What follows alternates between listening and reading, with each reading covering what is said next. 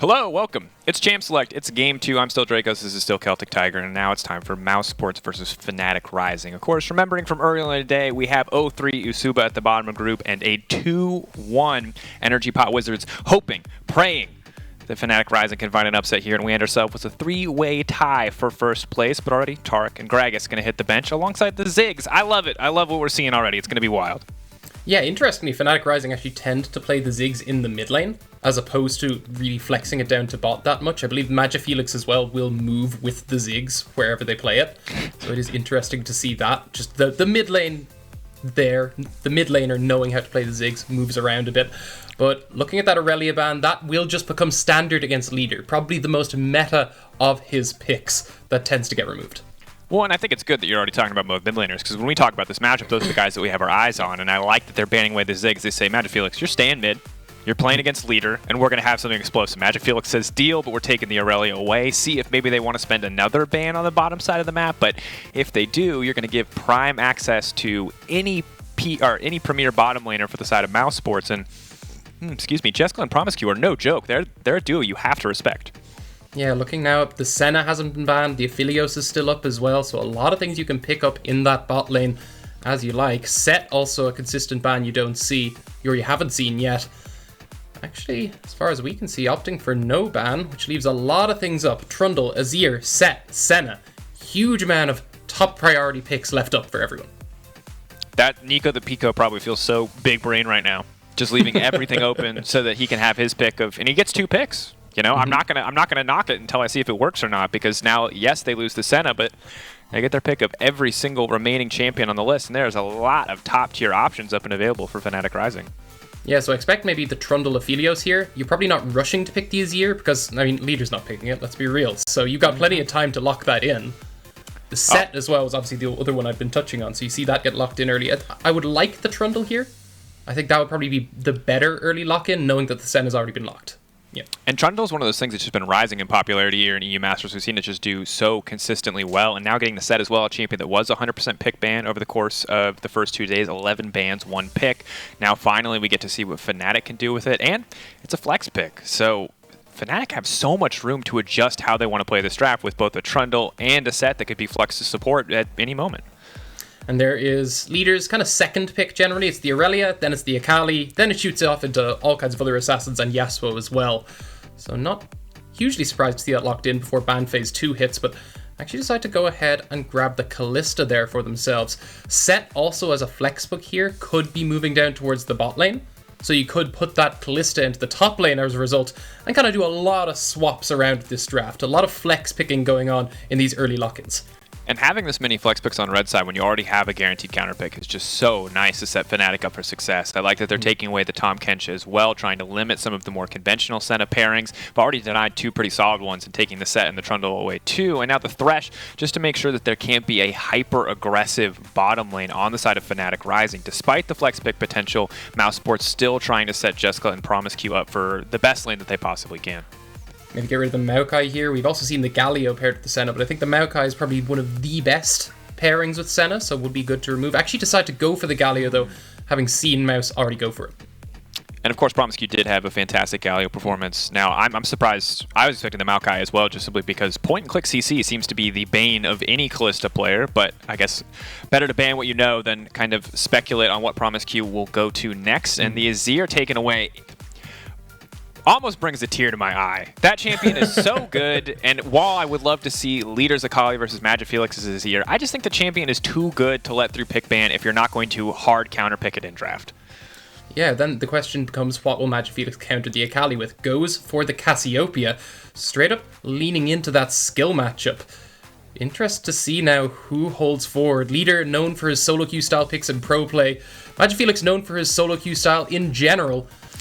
Interest to see how this pairs off. The day of subtle shade is I've never claimed I was subtle. Okay, there you go. Well, so interestingly, I really like the Zilean Senna combo that we see coming out. It is a bit difficult to lock down a Kalista, but of course with the 99% slow, the Zilean could bust out as we get later in the game. It does make it easier to land the double bombs or the potential root. And now once again, we get a Tolkin performance on the likes of the Aatrox. So a lot of really, really powerful picks on the side of mousesports. That said, I'm still worried about the raw power of the Cassio in the mid lane and the Kalista on the bottom side. Yeah, interesting to see what they kind of round this comp out with. I had a feeling that Sett might be going to the support role, but they actually decided to swap it up here. Might be going for something extremely aggressive into that Zilean.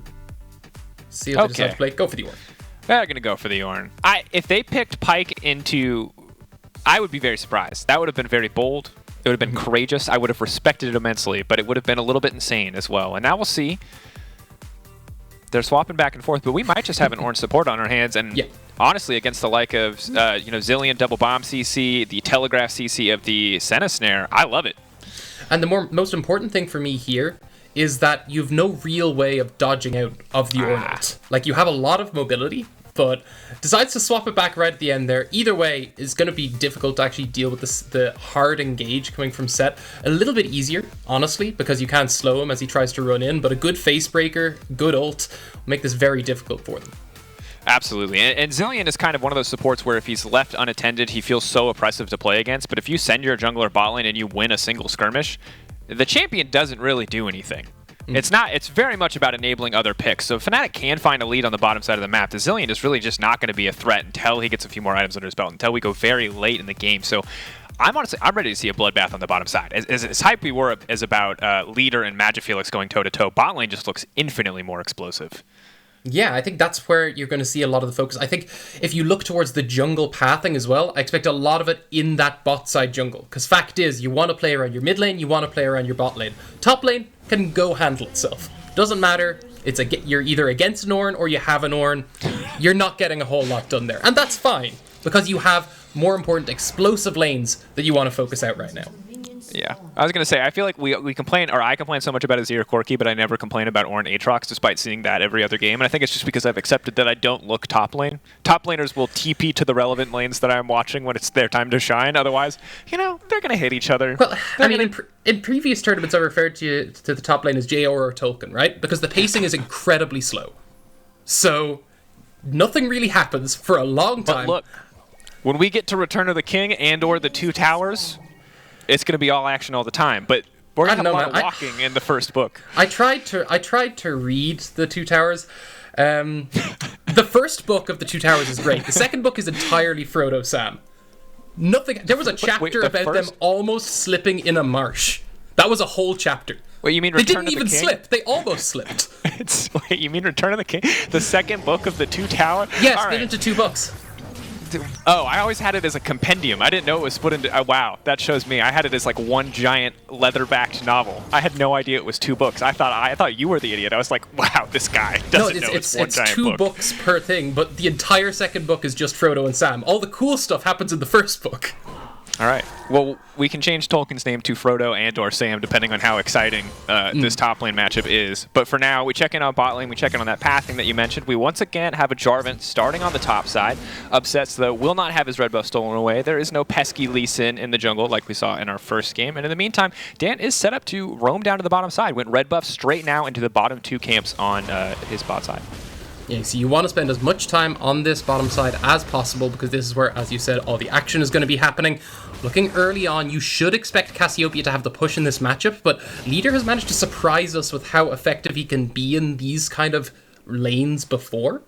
So I'm wondering how well he stands up into MagiFelix, who's actually specifically known as quite an efficient Cassio player specifically. That's a good question. For now, pressure in favor of the Cassio.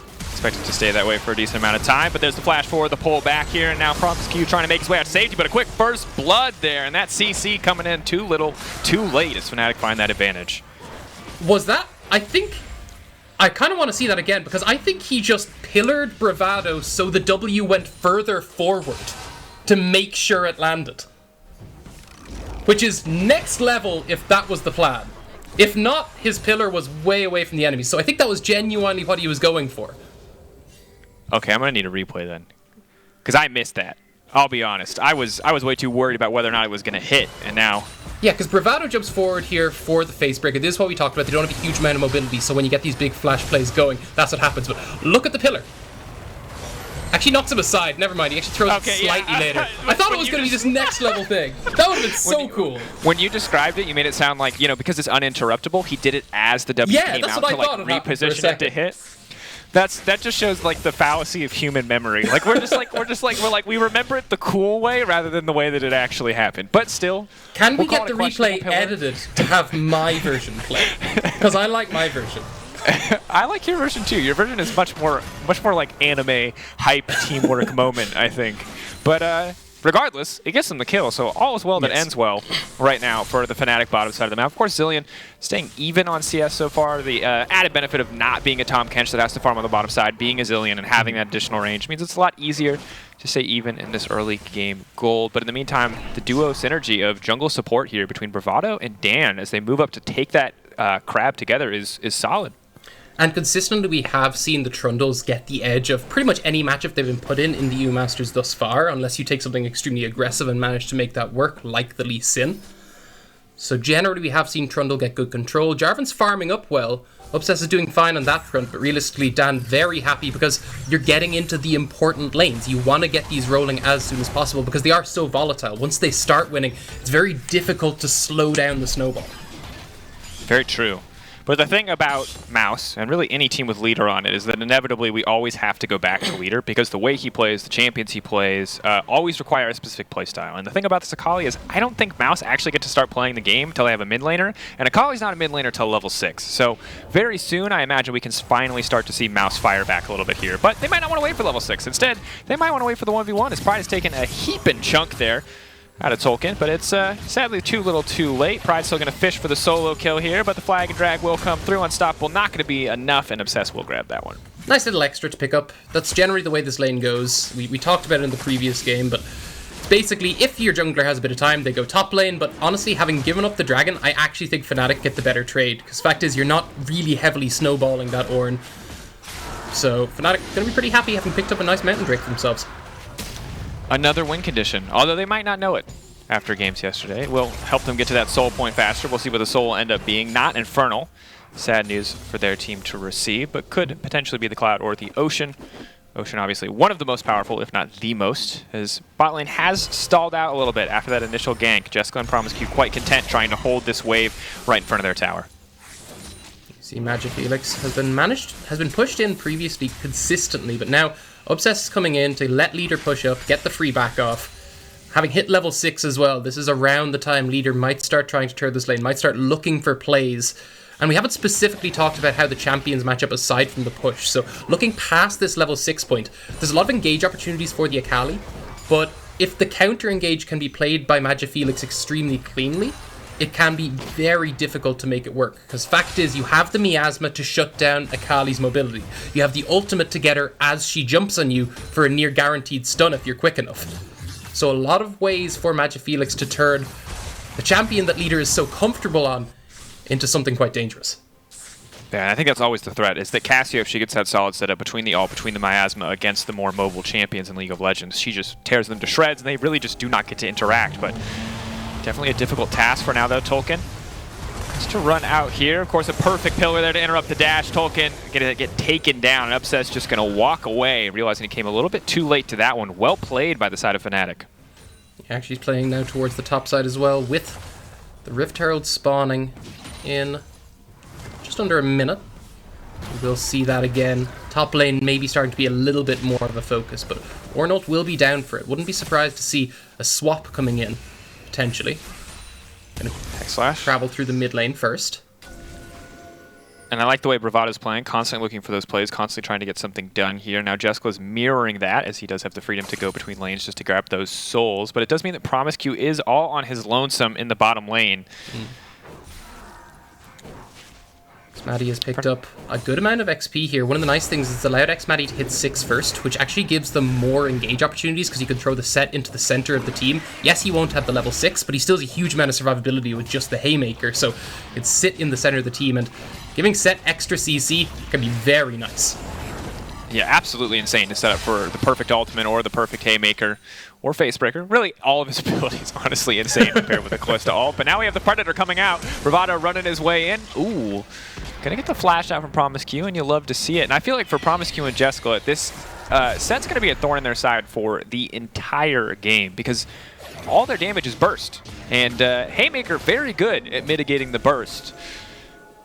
It will be a little difficult for them to actually burst that out as you're touching on, but also on the other side, Haymaker is a huge amount of burst. You are doing that consistently, but you have the Zilean ult to maybe counteract that. The issue is, as you're noting, the consistent damage after that is much higher for Fnatic. You have the Cassiopeia, you have the Kalista, so after the burst, you gotta think it's gonna be Fnatic who should close this one out, but MOUZ really getting a lot of what they want and a lot of what they're comfortable on, even if it is a bit burst focused. So I'm interested to see how maybe the big first team fight for these teams kick off, as right now Fnatic have managed to do pretty well securing that first dragon, but with the Herald having gone over, maybe a good way to start snowballing the bot side.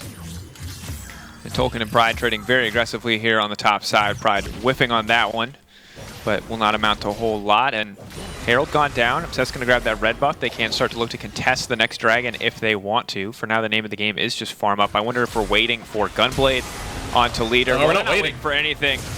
Jeskla going to get ignited. They're running him down. They're trying to get a little bit more done, but Obsess just waiting over the wall. Fnatic will not overcommit for that one. Bit embarrassing there when you see how it all plays out. Ignite burned, and Bravado will have the Hex Flash up shortly. He could try again. Okay, here we go. Obsess jumps forward. Doesn't quite land anything.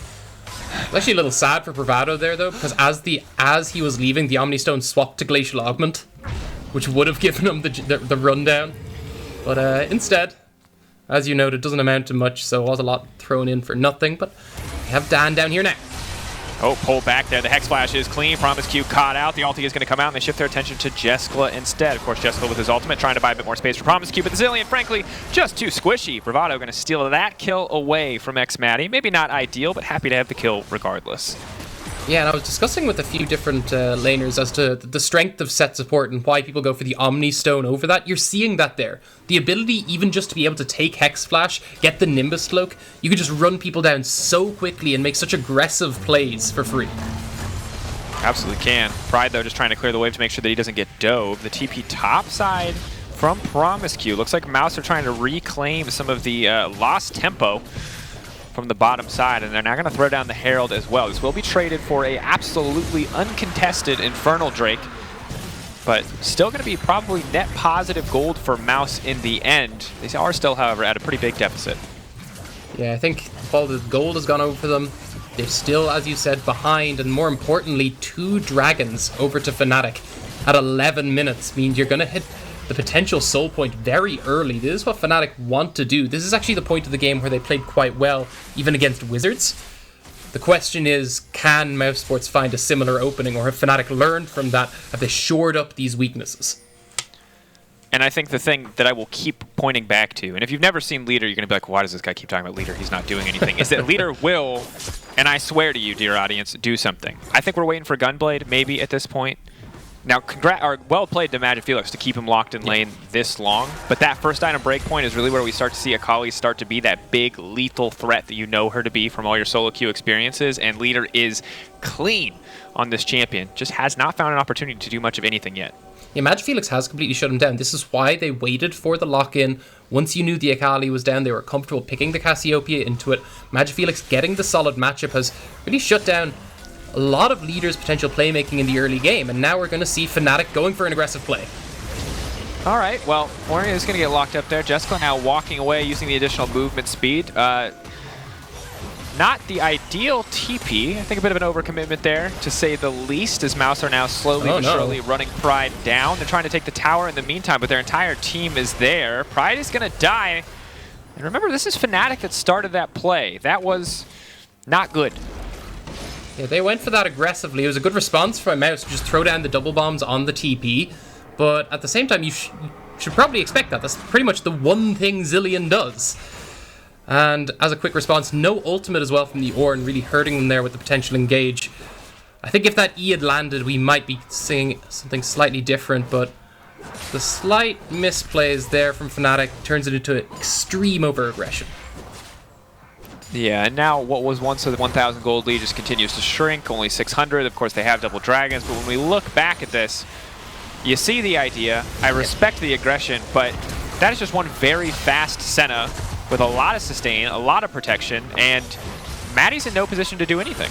And while we talked about the immobility relatively of the Senna and Zilean, yes, they may have no dashes, but if you allow them to straight run up a lane, you have a massive move speed buff to give them as the Zileans. So very difficult to actually just chase down unless you're hitting them with CC.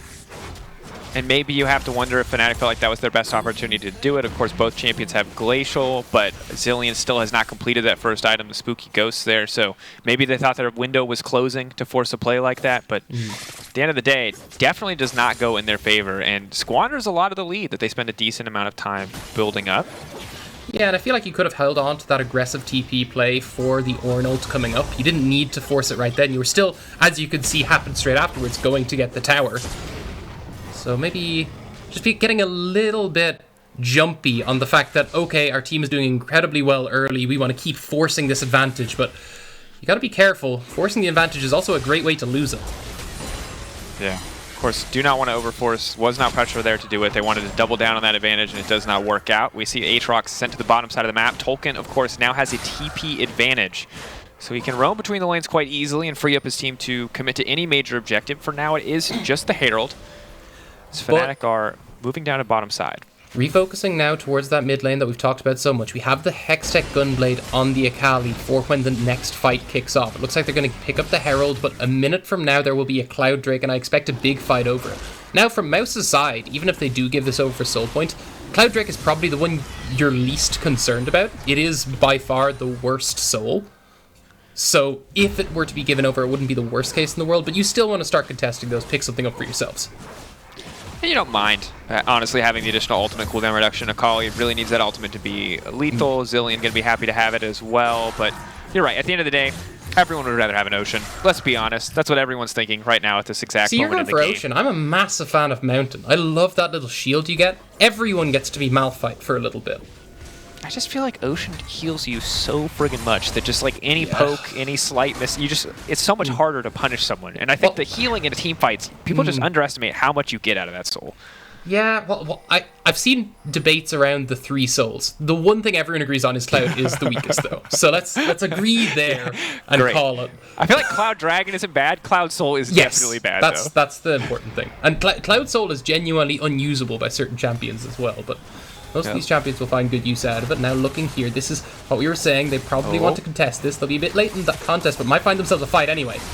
Leader getting aggressive here, stepping forward. One bomb's going to connect Dan in the midst of the team fight, probably trying to buy a bit more space. Maddie now throwing down damage off to the backside. The suplex black and Bravado is still alive. Leader still has not found a kill. He's going to dash in anyway and try to chase this one out, but xMatty in the midst of the team. Clean movement from the Kalista to come out back into that team fight, but not good enough. Dunked down just like that. Now MOUZ are on the hunt. They've got promisq on the backside. The double bombs are not going to connect.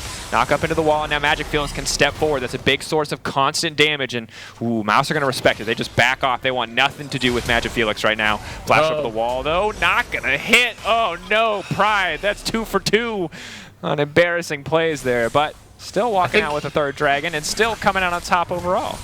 I think there's a solid clip of Count Dooku that really covers that, where it's twice the pride, double the fall. He tried, and I respect it. He wanted to commit once again. Doubling down appears to be the name of the game for Fnatic Rising. Has not worked out yet. Maybe it'll work out next time.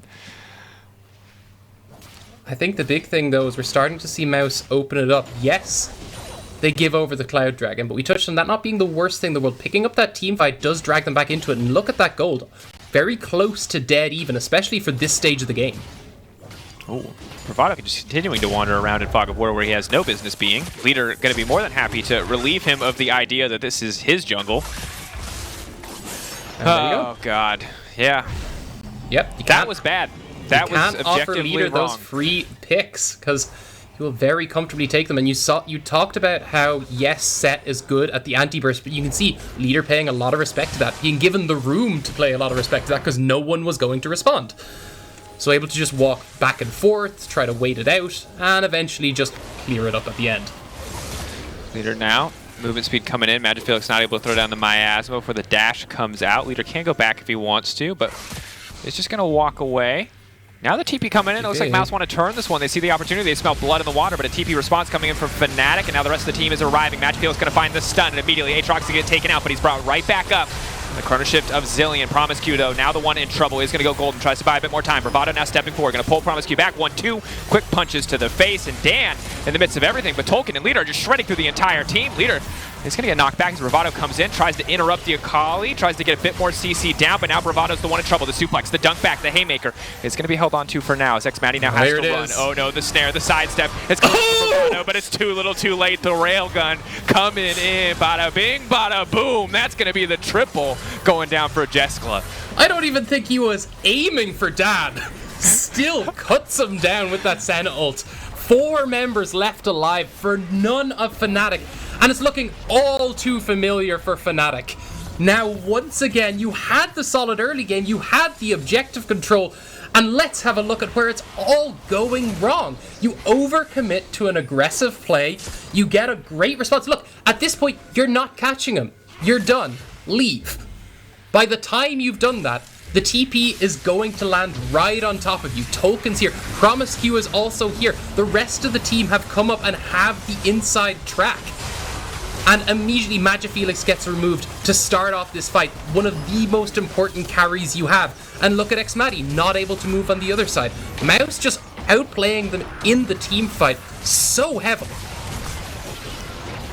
And we talked about it when we got into the game. Tolkin, of course, on the Aatrox, we already saw masterful moments from him earlier in the tournament, and Leader is never a guy that you can underestimate in these fights, really just shredding through the Trundle and the Ornn. They just did not have the damage to deal with him. And then in these final moments, Jeskla, who had been kind of just zoning off Kalista, you know, not very active in the fight, not doing a whole lot, just gets to come in and play cleanup with that ultimate, and it's just honestly well executed. It's super explosive, and it's the MOUZ that we've come to kind of know and love. This is what they're known for.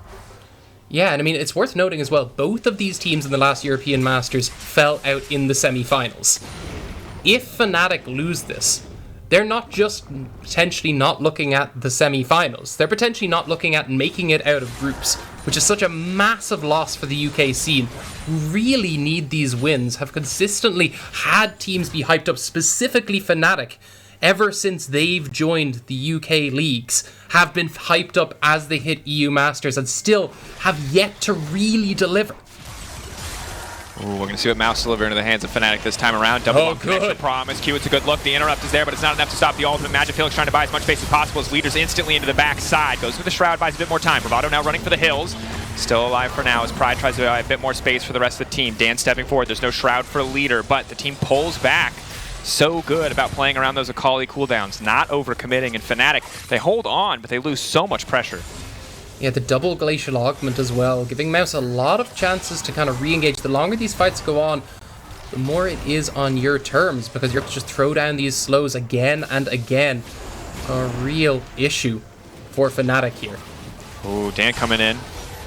I don't know if it's worth his life to steal this and get to secure the Cloud Soul, but he might try anyway. Pride stepping forward, Tolkin off to the backside will miss the first stack of the Darkened Blade. Hits 2 with the second. Bravado moving into the midst of the fight, but won't get anything. Leader caught up and locked down. MagiFelix flashing over the wall. Leader starting to have a heyday, taking his time in the Shroud there, walking through, trying to finish off Dan. The bomb is going to tick, tick, boom, and promisq is going to be left standing. A little bit awkward, but still happy to have his life there. And Pride suddenly looking at 2 very low health opponents, aware of how immobile he is, as a clean blast cone will ferry them out to safety. But Fnatic will grab Cloud Soul. MOUZ not willing to commit anything else to contest this. And Pride continues using his flash as a quick reaction check for mousesports, but genuinely well played by Fnatic to continually manage to get themselves another dragon, pick themselves up the soul, because it looked so difficult for them, but splitting up the fight actually allowed xMatty to get a huge amount of damage off on key members here, taking out Obsess, putting a huge amount down onto Tolkin as well. Very, very difficult for MOUZ then to get back in for this. Do you feel like there's a little bit of irony in watching Tolkin get walked down by a Kalista? I don't know if I'd say irony. Definitely some. Does it feel appropriate? Yeah, at the end of the day, AD carries everywhere rejoice. But there is an AD carry who could beat out Aatrox when he's running you down. Bless. I hate this champion. I think she's so busted. If she's ever viable, I think she's probably broken. I played Rek'Sai for a while. Don't talk to me about Kalista. Good God. Yeah, you can't even see her as she's leaving you alone, you know? Yeah. You get a little dot every 1.5 seconds to let you know that she's still killing you. Yeah. So that's great. Well, now I play Evelyn. No one's left alive. There you go. Yeah. And if you're not going to kill them, they can't see you anyway. So exactly. It feels like all around an upgrade. Now, however, MOUZ moving forward. Ooh. Dan, very clutch on those pillars, sadly, does not put Obsess on the right side this time around. And so, Fnatic with the Cloud Soul, it is a lot of ultimate cooldown reduction and a lot of very crucial ults to kick off these fights, but still a little bit of hesitance. They're letting Tolkin just take this tower uncontested on the bottom side. It doesn't seem like they're entirely sure what their next move should be. Yeah, if you look at this, though, they've picked up the Cloud Soul, so they have a little bit extra to work with, a little bit potentially, like, engage pressure to throw down. But on the other side, you actually still have a gold lead over to mousesports. They're still able to control huge swaths of areas, you know, just push away Fnatic as they try to push towards this Baron, because while they may have been okay losing the Cloud Soul, they'll definitely not be happy if they end up giving over a Baron. And remember, for MOUZ, it's an important game to win. You can end the week 3-0, beating every single other opponent in the group. That's a good look coming into week 2, confident that you can secure that first seed. Or if you lose here to Fnatic, if you misstep, if you throw away a gold lead, in a way that Fnatic had been doing a lot early in the game, it could turn against you. You could be in a 3-way tie for first, and Fnatic are doing the best to make that happen. As Dan now walks into Tolkin, they're trying to take him down, they're trying to shred through him. And for the remaining members of MOUZ, they're really in no position to respond. Tolkin is going to get knocked out. Fnatic will find that pick uncontested. No Baron started, nothing else for MOUZ to do in the meantime. Solid pick from Fnatic, knowing that there wasn't a potential for a Baron rush, so you end up getting that for free. Good way to cancel out the Aatrox, who has been pushing in very aggressively up against that Ornn. Solid look. And finally, something execution heavy going in their favors. They do find that one. Ornn, of course, getting stronger and stronger, getting closer to the point of the game where he can start to upgrade those items for his allies. Just needs them to build the right items, which hasn't quite happened yet. Maybe waiting for something with a little bit more AD on it rather than upgrading the Blade of the Rune King for xMatty. We'll have to see. Yeah, I'm interested to see now. Generally, you want, especially for mid laners, you're going to want to wait for Rabadons to be built. You're not really looking to upgrade anything else. Luden's Pulse is your way of insulting your mid laner, so you don't want to upgrade that. Have some extra mana! No, it's your way of going, you fool who have not gathered enough gold to be worthy of an item. I offer you mana, you peasant. Get out of my life. You're not hitting very any of your aggressive abilities, so here, have more opportunities to try with this additional mana. Learn to last hit. Get out of here. Just if you know, if you're in solo queue and you have an Ornn on your team and he upgrades your Luden's Echo, it's because he hates you. It's a subtle language, a language of vibes, some would say, but not a good vibe. True. Getting the Luden's Pulse. Yeah, that is a very aggressive vibe. You do not want this vibe. No. But looking now one. towards the actual items that have been built, you see the Blade of the Rune King has been upgraded on the Kalista. So bit extra damage, bit of extra attack speed. Attack speed again being kind of the name of the game for Kalista, so solid one there. Yeah. Doesn't feel like there's really too many bad choices for Kalista. That's the nice thing. Other carries, you're like, you definitely want more of the raw AD, but because the amount of leaps is tied to the amount of attacks, Kalista doesn't really care. Doesn't really mind. So now MOUZ continue to set up, and we've once again, Ty, we're locked in this point of the game where Baron is clearly on the table if Fnatic can win a fight. MOUZ have not at all a good Baron clear and need to find a way to kill Fnatic completely if they want to go for that objective. I think that's the big thing, but Leader, far from uncomfortable in these kind of situations. You can see how quickly he moved around that last fight, so waiting for a pick potentially now, seeing if anyone tries to walk up to deal with them, but you can see they're actually splitting off into this 1-3-1. I like this. This is generally what you want to do when you have Leader in your team. This is what they've always leaned towards. One of the very few teams left that even attempt a 1-3-1. The other one that we've seen, and we've seen how difficult they are to pull off because this team hasn't managed to do it, is Diffuse Kits. They weren't able to pull it off. They've been very quickly punished by teams who are very aggressively pushing into them with engages. Fnatic definitely have plenty of engage, and of course we'll get to see Diffuse Kids play in our next game up against the powerhouse from the Superliga Orange, that is the Vodafone Giants. But for now, the final game here in Group D to close out Week 1. Stakes as high as ever, as MOUZ look to secure sole control of first place. And MOUZ now setting their sights on this Elder Dragon. They'd be happy to have that buff. I don't think they're super worried about giving over the buff to Fnatic at this point. I think they just want to take it for themselves. Yeah, they're zoned. Fnatic are zoned out at the moment, but they have a little ward on the inside of the pit there that I don't think MOUZ have picked up on. It's obscured slightly by that wall, so they know they're just trying to bait them. So Fnatic are hovering on the edge here. Tolkin can jump over the wall and start up this objective, however. Will get spotted out by the ward, and it's going to continue to take this one anyway. Okay. See now, they're going to push in. They don't have a very fast objective take, considering their AD carry is Senna, and Leader isn't even there, so you can see Leader's looking for the giant flank. They're trying to start the fight off. Obsess now running away. Leader now trying to find a flank onto the backside. He flashes in. He's going to be in the midst of the entire team. The shutdown, though, already onto Jarvan, and Leader has been locked up. The knock up into the wall right as he manages to find a way out. Leader Where's the ult? for the fight, but there's the shutdown. That's going to be one. Leader now looking for the reset, but the ulti now gone. Now trying to revive off the Zilean, trying to take a bit more damage, but nobody's hitting him right now. Bravado taking his time, waiting to pull back on the facebreaker. Punch through on the haymaker, comes through. Leader just barely able to walk away from that one, but now Fnatic have prime control of this dragon. They do not have that problem that MOUZ has. They shred through this objective. Massive credit to MagiFelix there, who maintained himself as a consistent threat even when Leader managed to get the assassination off, but TP. this fight is not done. 5k, he's getting lower and lower. The rest of the team going in. promisq does a lot of damage. They have to burn this one out. They have to be careful not to use their burst into the pit, though. It'll make it easier for Dan. Dan just wants to smite this one out. They just want to close the fight. Can they get it at the end of the day? Fnatic do secure it, but at what cost? Bravado is he going to be able to finish it? He killed Pride. The execution. Oh, Dragon's Rage if I've ever seen it. Now Tolkin has to be careful. If he hits that threshold, he's instantly going to drop. They're trying desperately to survive. It's a scrap, but a triple kill for the MSI legend himself, promisq, as that fight wraps up. Huge pickup there for MOUZ to actually deny. I think every Elder Dragon will have to watch it again once they come back, but look at the way this fight plays. Obsess is kind of thrown right into the center of the team, gets immediately jumped out, but decides, okay, I'm at least going to lock everyone up in the arena, which gives Leader a giant area to work with. Look, as the double bomb lands once again, immediately jumps back in with the second ultimate. So what MagiFelix does this whole time is hang around the sides, start trying to pick people off, knowing that the Zilean ult is about to drop. Ends up getting dropped on Leader, so completely refocuses and tries to pick up people on the side. Doesn't quite finish them off, but leaves them so low that everyone's forced to back away from this dragon. But then, here comes the re-engage. The TP drops. promisq is also in the back here as well.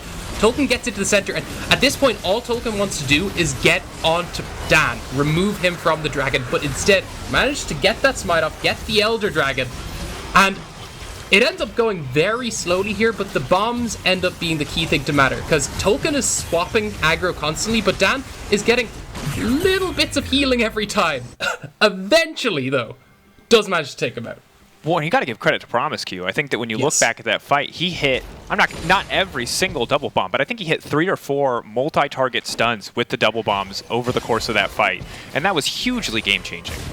I think that's it, because what happened was you saw, okay, Obsess died to get that Cataclysm, which gave them the giant kind of aim thing to go for, but you say that. promisq's ulti now gone, however, Leader coming all the way down from top lane. This is an opportunity to fight without the Akalli present. Fnatic still going to try to keep this one going, though. It's chaos in the mid lane as Jeskla is just raining down health from the backside, but Leader's going to have a perfect flank, but it might be too little too late because his team is just dying in front of him. 3 kills for the side of Fnatic. Only Jeskla and Leader left standing, and Fnatic might just run down mid lane and look to end the game. And there's the weakness of the 1-3-1. You are setting yourself up for a split push. Fnatic goes, I don't care, we're engaging, this is happening. Runs straight down the center, forces the engage, even through the Zilean ult, it doesn't matter. He forced to put that on the Aatrox to save him, which means that that's going to be the Zilean going down. And as you said, this looks like them looking to close it out. Oh, if Leader goes down here, it'll be a 3-way tie for first. It'll be 2-1 across the board for all 3 of our top teams in Fnatic. They want to make it happen. They're not worried about that loss to Energy Pot Wizards anymore. They have learned from their mistakes. They pulled the trigger when it mattered most. They found their moment, and they made it happen. 3-way tie for first in Group D as Fnatic move up to 2-1. And it looked dangerous. It looked like Fnatic were about to have a repeat performance. But instead, they finally find the point where, okay, they're setting up. This is the weakness of the 1-3-1. We know that we can engage and have a numbers advantage. Cut them down straight away. And just, honestly, incredibly well played. I think that we saw kind of the fumbles in that other team fight where I was a little bit concerned where Leader was able to find that space to move like that. But at the end of the day, just wait till Leader's not there, find that engage that we talked about so much, and that's going to tie it up at the top of Group D. Of course, we're going to break that game down more when we come back. But in the meantime, we're going to head to a quick break.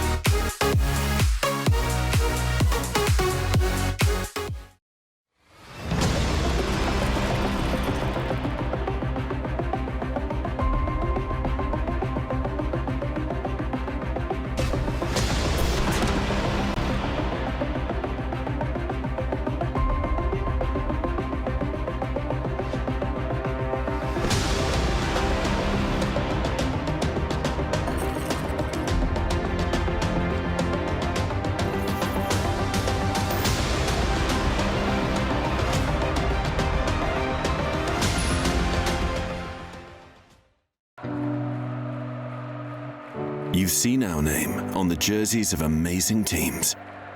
Now, we are supporting one more.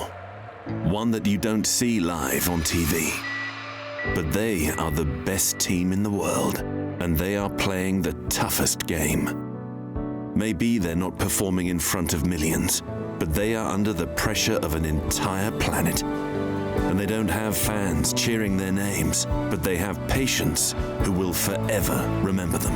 And they also need your help to win this game.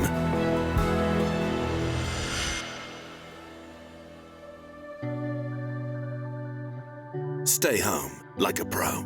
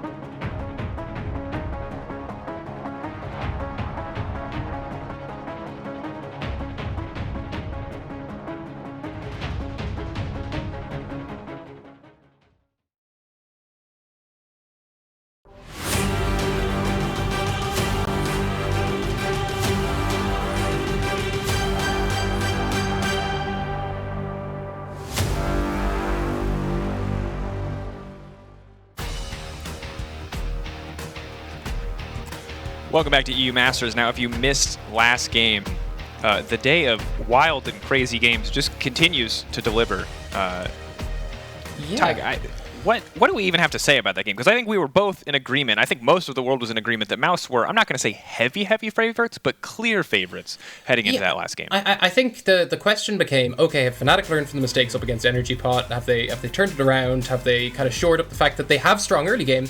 Now can you turn that into a strong mid game? The answer is genuinely still no. But they were able to pull it back. It was still better. There was improvement.